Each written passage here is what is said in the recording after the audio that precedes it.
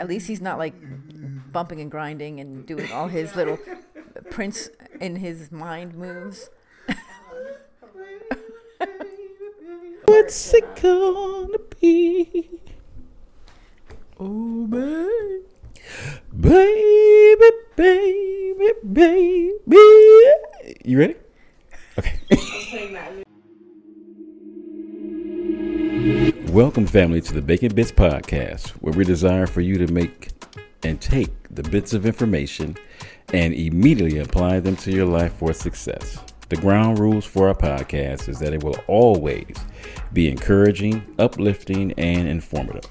The areas of life that we will be talking about on the Bacon Bits Podcast is dealing with having a balanced life. I need to hear you say it. Say it out loud. Say valuable. Information. Applied. Equals success. Amen. And welcome back to this wonderful podcast with the woman of my dreams. She's my everything, my all in all. Oh, my sweetness, my habanero sugar, Diana Bacon. What's Welcome, up, babe? honey. My boo. And what we're going to be talking about on this podcast is trusting our response to life. Trusting. So we're still working through this workbook. Yes. The healthy relationship, the healthy, a workbook through the lens of faith. So we're still working through. And this, if you have been following along, this book was kind of made for people to, who, if you're leading a group or anything, to really just apply this to your life. And this is what we're continuing to do. This is week 10 in our in the healthy relationship workbook. So yeah, trusting our response to life.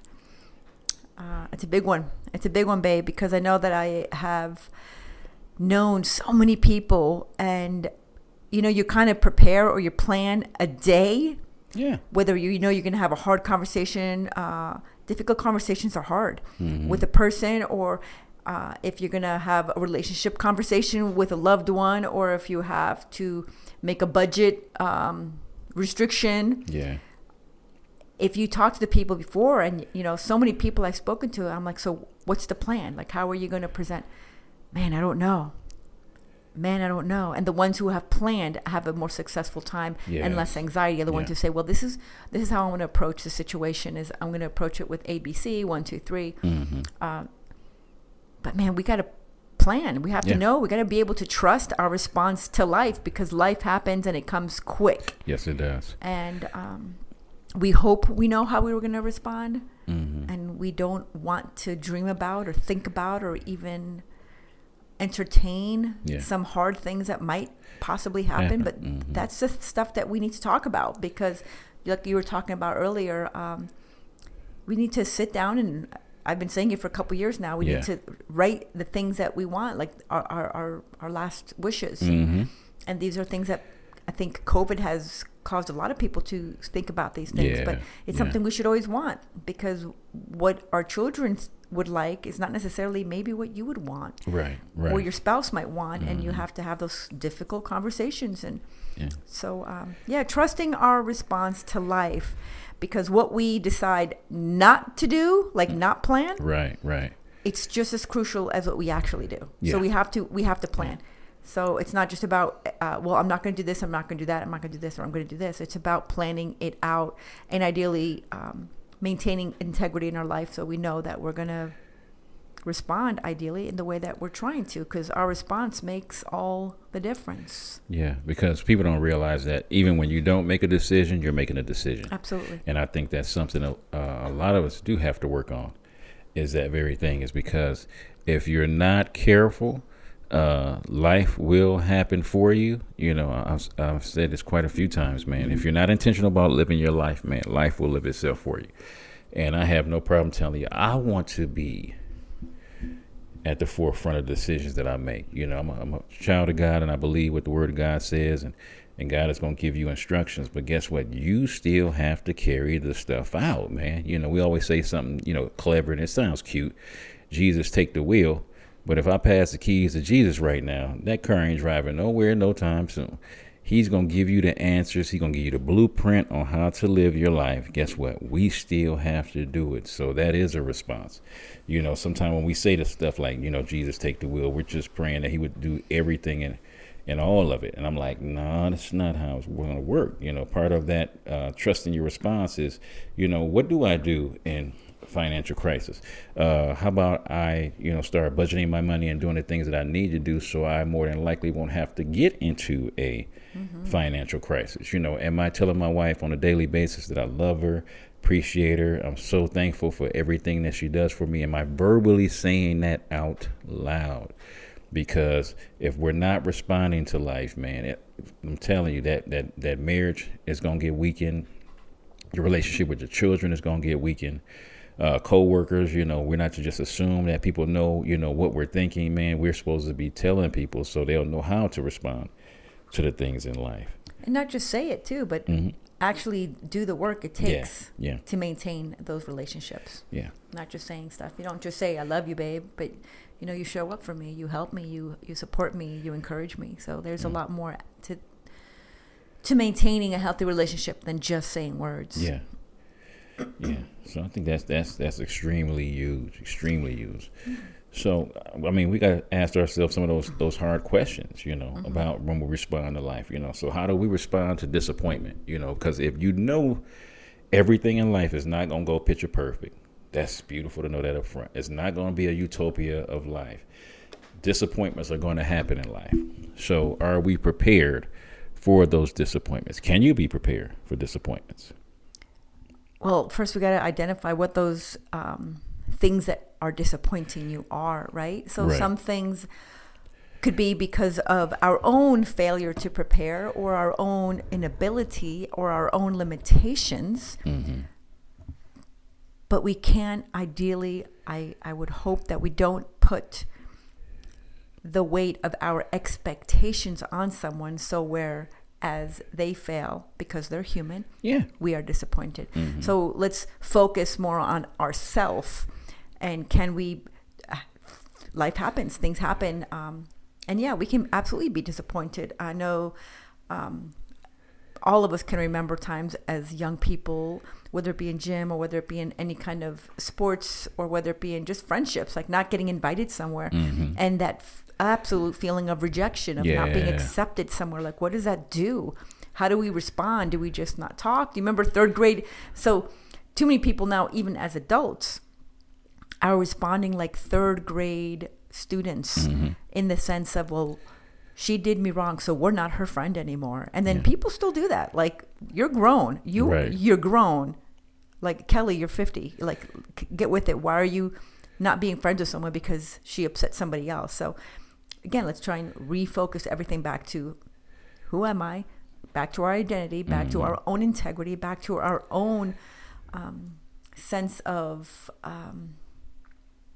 how do I want to be remembered? What is a person I want? Who is a person I want to be? So, yeah, how do we respond to disappointment? How will we respond to rejection?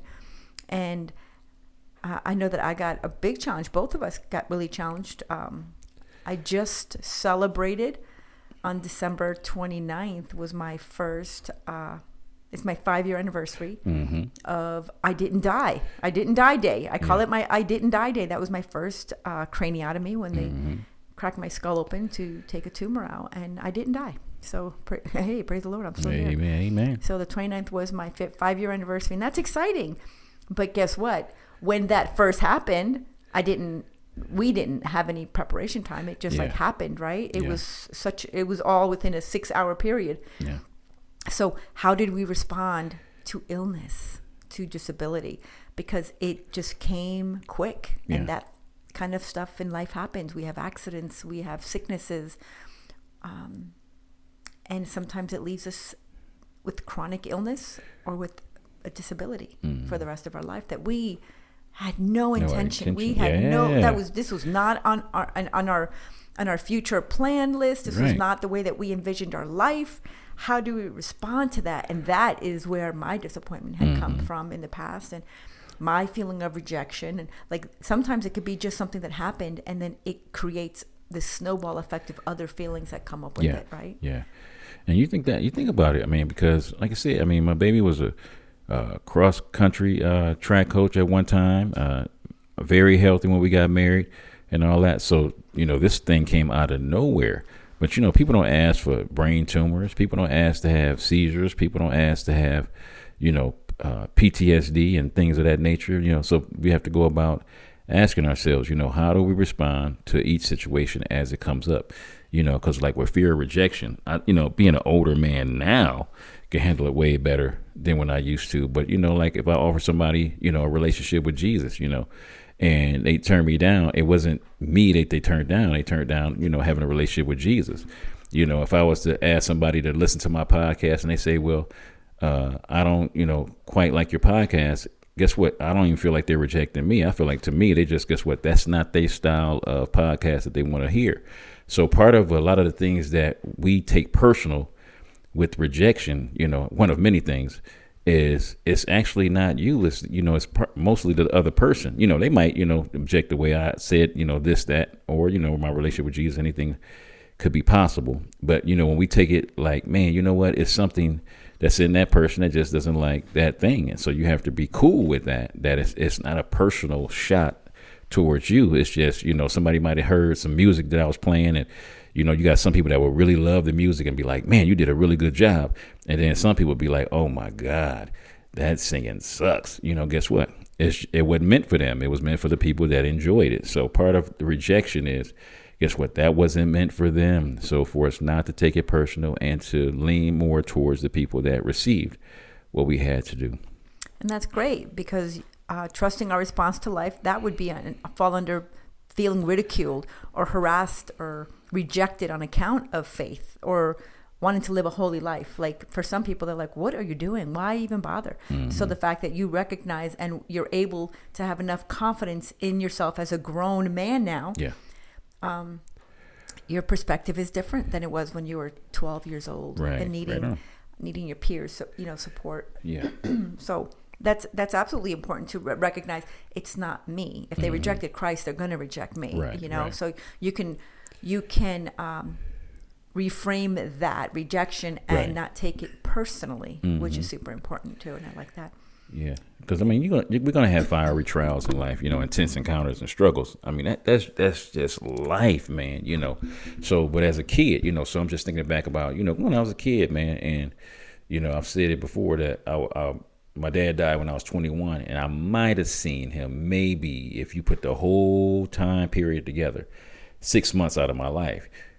I could take that as just like, man, I wasn't worthy of a son to be called a son. He didn't like me. I was just a mistake and things of that nature. Or we can say, you know what, he was dealing with his own demons, dealing with his own issues, and that's part of where we have to catch ourselves and say, you know what, this is just one of the many trials that happen in life, that you have to see, where was I at? What was my thought process? What was the circumstances and situations going on, before you act out like crazy in our response on how we're handling that situation. Yeah. So this past week, I work in an assisted living, and there's this one gentleman, his wife passed away, I want to say 3 months ago. And man, he was such a reflection of a loving and supportive husband. He was there, and she had in her final month that I knew her, final year, she really suffered with very severe Parkinson's, advanced Parkinson's and some dementia, and she was nonverbal. So, but he would come every morning, he would show up, and he would spend the whole day with her until dinner time. And they had been married 65 years, and it was just an absolute joy to see the relationship. He would help feed her, and he was just there for her. She passed away a few months ago, and it's interesting. We're talking about trusting our response to life. He comes on Tuesdays, and he sits in the room. And Tuesdays I do music ministry. I go and I sing worship and some fun songs, like Sound of Music kind of stuff, favorite things, and just fun songs and worship songs and old hymnals for the people that remember. And there's a few songs that that were her favorite. And when he comes, that's what he's asking. And he sits in the room as we sing, and he just cries. And I find it such a blessing to be able to sit and cry with him and sing with everyone and for him at the same time. Right. I remember speaking with him this past Tuesday, and he said, he's dealing with trusting his response to grief. Yeah. He's like, I don't know why I keep coming here. It hurts too much. And I'm like, but is it a negative hurt, or is it a beautiful memory? And he's like, it hurts to remember her. I miss her so much. Yeah. And we just got to sit there and we just cried together, and I sang him the songs that she loved. And there was a perfect example. This man just adored his wife, and I adored watching them. And of course, that wasn't who she was or their whole life. Right. But the fact that he can tell me, I don't know why I keep coming here. And I said, why do you think? He's like, I want to hear her songs because it reminds me. And I just found it to be such a blessing that I get to be part of that. But that's him learning, because grief kicks you in the throat, and then it knocks you down while you're laying on the ground trying to catch your breath. And oh man, what a beautiful way to remember her and grieve her at the same time. Yeah. It's just a joy. And he doesn't know. He's like, I said I wasn't going to cry. I cry with him. So it gives him permission to say it's okay. And there's one of our other residents there who love him dearly, my Barbarino. And he always comes over, and he's also with Parkinson's, and he always he grabs his hand and he cries with him, and he shakes his hand like, hey, we're in this together. Yeah, hey, brother, you're not alone. And and he's like, I got to stop coming here. And I just look at him, and he smiles, and he's like, I'm not going to stop coming here. In the same breath, he says, I got to quit coming here so much. And I said, we love you. So, wow. Like, he prepares to not cry. He wants to come and encourage us, and that yet still in tears, we can leave encouraged. Yeah. And I think that's the thing that's crazy, because there is no instruction booklet on how to grieve. How long to grieve, how to grieve, techniques on grieving. It's just, what is that process for you? And I think that's something that people need to really get, because, his was grieving the loss of a life.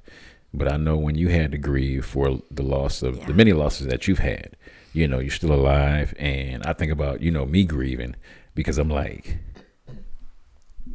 excuse me. Well, I know that having a wife with a precarious life, we don't know what this life's going to look like. And being disabled sure wasn't my plan. And you have been Jesus with skin throughout this whole ordeal.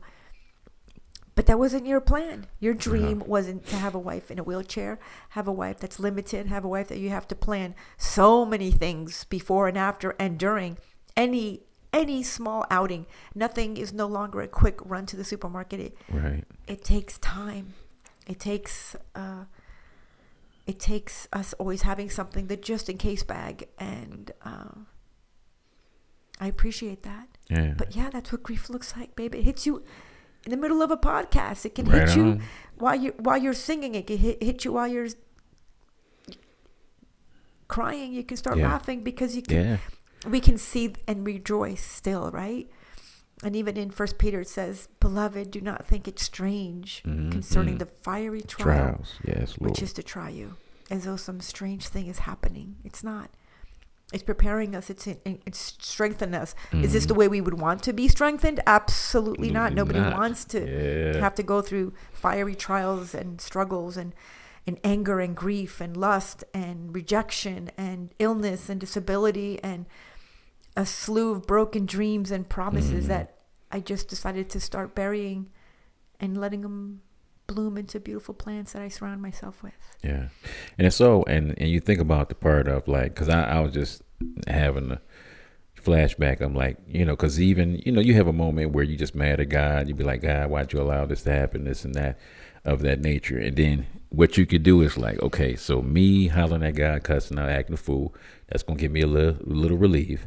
But at the same time, while I'm doing all that, being discouraged and, distracted by my anger and my wrath, is I'm missing out on time with that person that I need to be in a relationship with and to be there for them. Yeah, have your moment, man. I've told people in a minute, man. I had my godson. He had lost his baby. This was back at the beginning of, matter of fact, I think 2022. And I gave him advice that people would have just had a stroke over. I said, man, you go in a corner and you go somewhere quiet. I mean, where you have open space. And I said, you let God have it. I said, just go off, act a fool, go crazy, and be mad, because I already know what's going to happen. After all this, you're going to get this stuff off your chest, and then you'll come back and say, God, thank you, I love you, I praise you, I give you all glory. But I said, have your moment. Let loose. Go in. I said, man, I'd rather for you to have that moment privately in your closet with God than to accidentally have so much frustration and anger and bitterness that it comes out on a person, and then you will respond to that person. Then you end up going to jail, and then you can't be there for your wife who's grieving because she had a miscarriage. And then guess what? This is just a spiral effect of negativity. But go have that moment, get that stuff off your chest, grieve, respond to, yes, I'm going to let this all go, but I'm going to come back. And this is just a trial and a tribulation like some people have, and I got to learn how to deal with it. Yeah. Yeah, absolutely. And this is also part of the trusting our response to life, having to deal with the pressures and daily challenges of our routines, of what we're responsible for. Yeah.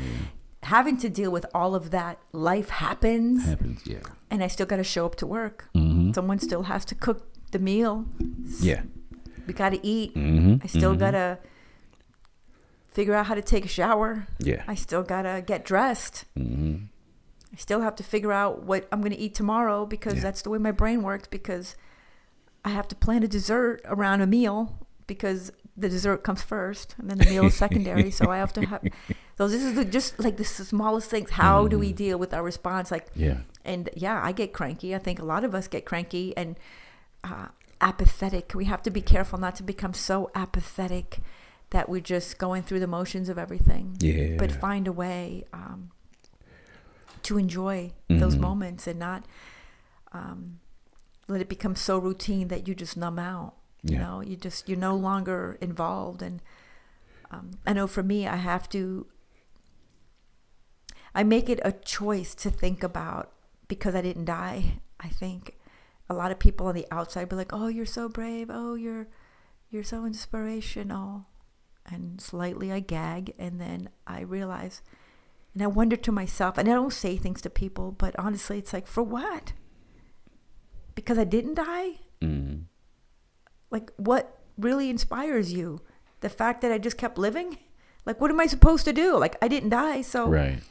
I started breathing, and I've been breathing ever since. And I'm trying to figure it out as I go, and it's no different than anybody else. And sometimes I document some of those feelings, and that's what you see in my unraveling, is some of those thoughts of, how did I get to where I am, and how did I do this, and how do I figure out the next step?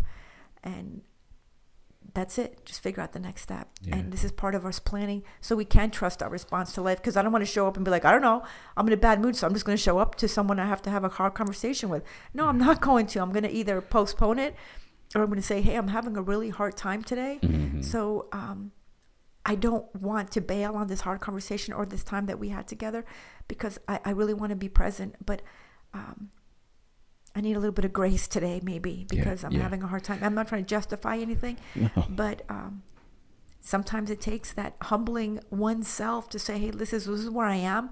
I don't want to use it as an excuse. I know I personally am a plower to my own fault. Mm-hmm. I plow and I plow and I push because I don't want to let people down, because I genuinely love the people that are in my life. I care about the few people that I have in my life. Yeah.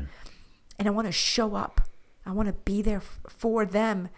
as much as be present enough where when they come to spend time with me, I get to be present. Yeah. But part of that is also knowing, hey, I'm not having a good day today. Yeah. Not I'm not feeling it. I'm physically struggling. So can we either postpone this, or are you okay with just maybe sitting down and watching a movie with me?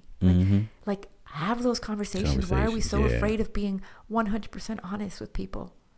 Yeah.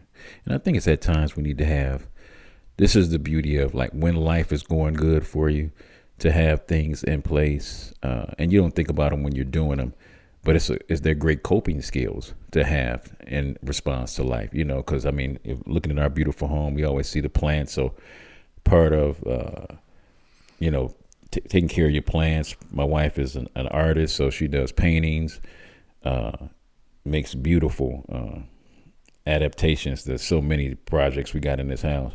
And I think about, you know, I like to work out, and I think about just going somewhere and being with friends. So part of our response to life is, man, having some things in place. So when life throws those fiery trials and temptations and life journey, it's just having something in place that you can use as a coping skill, coping mechanism to enjoy your life. Yeah, and those could be hobbies, or those can be, you know, just something that you use as your self-therapy. Yeah, right? Yeah. So let's take a little jump here, and we're still talking about trusting our response to life. We talked about how we respond to disappointments and rejection, disability and illness and grief, but that also comes with anger and lust and having to figure out how to deal with all of that under the pressures of our being responsible and having to make dinner and go to work and just lead a normal human existence and all of that. But now maybe we didn't respond the way we wanted. Maybe some relationships have been severed. Maybe we just haven't, they're not necessarily severed, but they're in need of some major oxygen, because we just haven't been fanning that flame of love with a friend or a sibling or a loved one, or showing up for our bosses the way we intend to, just because we've been going through whatever it is we go through, because we're human, right? So how do we assimilate back after we've done our work? Now I'm feeling good, right? We're having good times, and things are starting to balance out in our individual lives. And how do we assimilate back into a routine, a family, a work, when maybe they have had to readjust to your absence? Yeah. Because you were checked out, or you've been checking out, or you haven't been trustworthy enough to show up. Yeah. Now you are maybe doing your work, and maybe you spent this last 2022 doing your work of healing some traumas or your responses. And how can you possibly assimilate, because you haven't had the courage to humble yourself to say, hey, listen, this is where I am. It has nothing to do with everybody that's here. I just need some time away. Yeah. And maybe you did. Yeah. Maybe you did humble yourself and say that in a kind way. Either way, how can you assimilate back into a routine that you checked out of? Yeah. That's a big question, because, you know, being blessed to work at a rehab facility, you know, some people come in for the 5 to 7 days of detoxification, and then if we have room and their insurance will allow, they'll come over to our 30-day program. And that's, you know, so you figure that person has been away from their family for 35 days, and the family been holding it down since they, you know, been gone, you know. And so my first response to them is, man, listen here, when you get home, shut the hell up. Don't say nothing. When you get home, I want your actions to prove to them that you're ready to acclimate back into this family. What I also want you to do is see the cracks that's in the family, because with your role not being fulfilled, or somebody having to hold it down since you've been gone, you know, because you've been gifted in that area, guess what? See how you can ease back into that spot of taking back that responsibility. See where, the family has been hurting. Because I just, usually get on my men. I'd be like, don't be coming back up in there hollering about, the king is home and, we going to get back stuff in order. I'd be like, you better sit your little tail down somewhere. So when you get home, you see where the family, has been having some cracks in it, because I'm like, man, the wife holding it down. She cooking the food for the family. She going to work, taking care of the kids. But the kids didn't have nobody doing their homework with them, because she was so busy. Bruh, come back up in there, help the kids with the homework. How do you respond to life? You've been gone for 35 days. Guess what? They ain't been able to do the housework, because mom is working. Mom's trying to cook and clean, make sure the kids get, what they need. The kids is doing what they got to do, trying to help mom out. Now that you see, like, man, you know what, the house need painting. Let me paint the house. Let me cut the grass. Let me, do things around the house where, things were lacking since I was gone. And that's a great way to build up the trust again of the family, because guess what? You've been checked out. You've been gone. You've been trying to get yourself together, which is a great thing. Don't get me wrong. But guess what? They've been holding it down since you've been gone. So now you got to come back and assimilate yourself back into, this wonderful home that's been functioning since you've been gone. Yeah. And we're talking about this human condition that we all, not one of us can escape from. Sometimes people pass. Mm-hmm. Sometimes there's a death in the family that we have to figure out how to move forward from this. Sometimes there's a divorce. Mm-hmm. Maybe your children moved away. Maybe you're experiencing empty nest. Right. How do we respond to? And these are some of those disappointments. These are some of those sadness and grief. And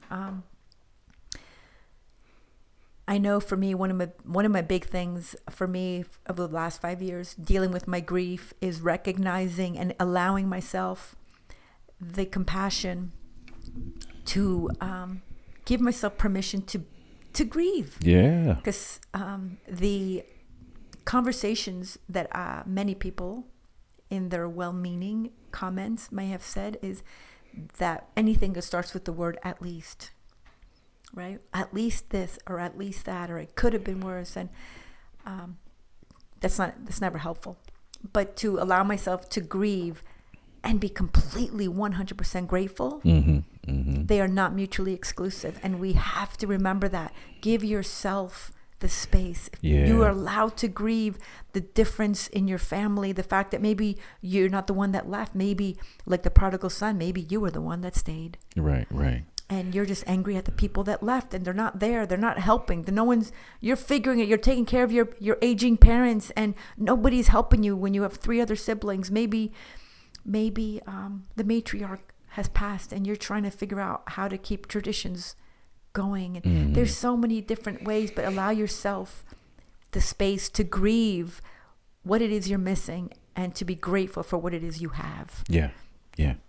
I think a great thing to do, as children of God is, some of the stuff you can filter it through God's word. Some of it is spending time with God in prayer, but making sure also that you continually checking yourself. Where's your thoughts at? Where's your words at? Where's your desires at? Where's your actions at? You have to make sure you constantly are checking in on yourself to make sure that you're responding to, the core values that you set up for yourself, your belief system that you set up for yourself. So making sure I'm not acting too much out of what I believe is my purpose that I've placed on myself, and the way I see myself and my identity, I think is a big one.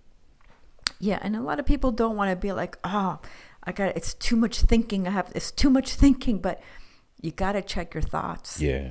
If you catch yourself like feeling angry, like if someone's saying a comment, check your thoughts. Yeah. Check the words you're about to say, because whatever you're thinking about might not be the things to come out. And some things need to be an inside voice inside your own head. Yeah. Your desires, like what do you desire to do?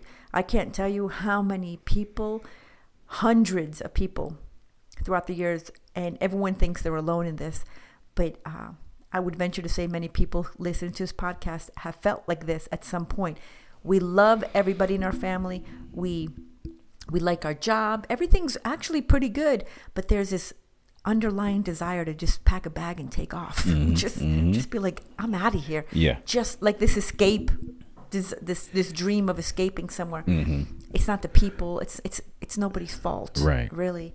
But check those desires. Yes. Are you feeling overwhelmed? What are the things that are maybe overwhelming you? That is causing you to come out of character, is causing you to come out of the person that you want to be and the legacy you want to leave.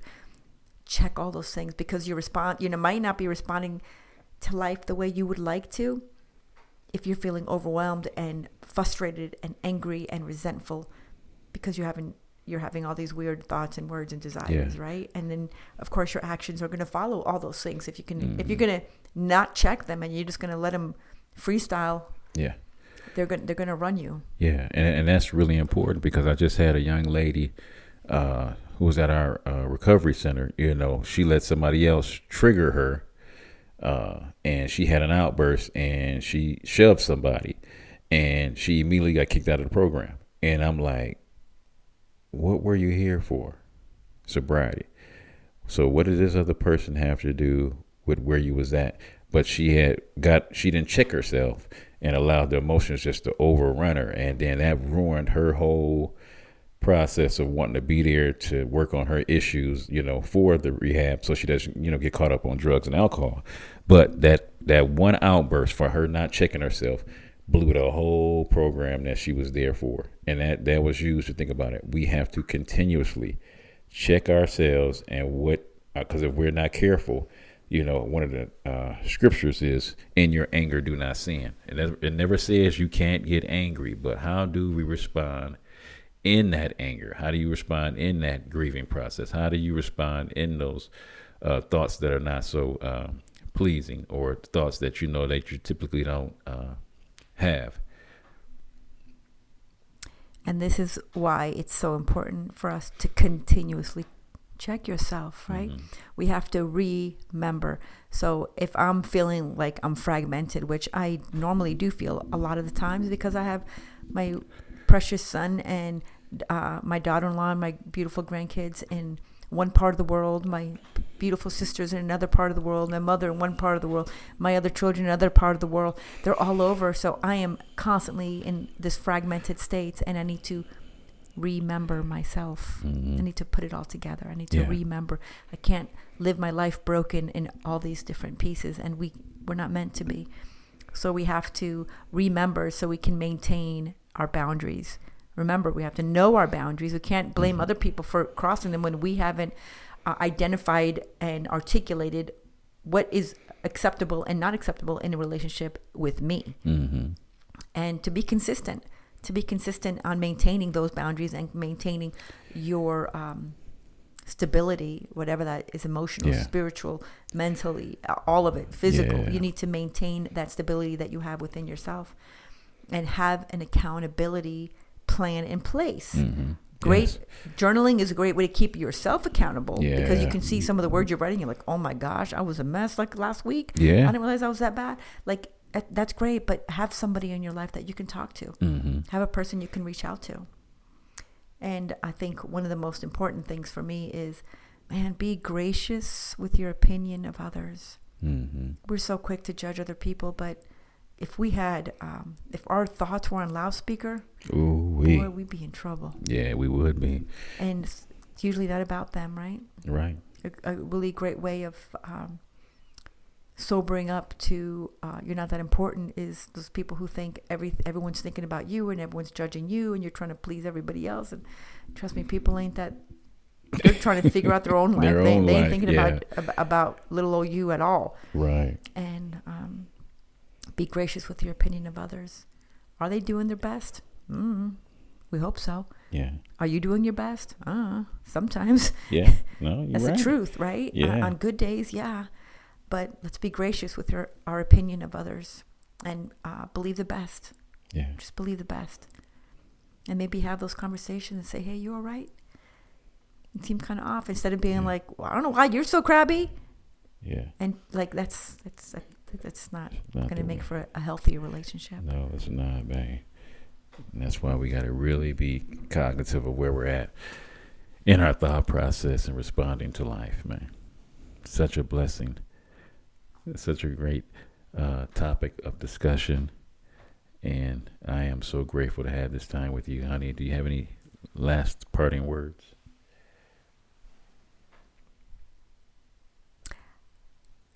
Just be very gracious with other people and pay attention. Pay attention to life. Man, pay attention to your life, not everybody else's life, but pay attention to all of it. The good stuff, the beautiful stuff, the absurd stuff, the terrible stuff, the really, really hard stuff. All of it. Yeah. Pay attention to it and recognize what you're thinking, what you're feeling, how you're articulating what those things are, and give yourself space to breathe. Man, let your heart breathe. Find something that lets your heart just breathe. And give yourself a little bit of a break. Yeah. Give yourself a break. Just as you were saying, being gracious with others, that we got to make sure we're being gracious with ourselves also. Because, we can be super hard on ourselves and how we're responding. That feels like it's out of character, but people have to be understanding that, you're going through what you're going through. And this is unfortunately how sometimes we handle the situations, but it's also to know that we can come back and gather our wits by ourselves and make sure that we're being gracious to ourselves and those that we're around. My love, I love you. I love you, baby. So grateful to be doing this with you. And once again, we love you guys. God bless. Thank you for another segment of Bacon Bits.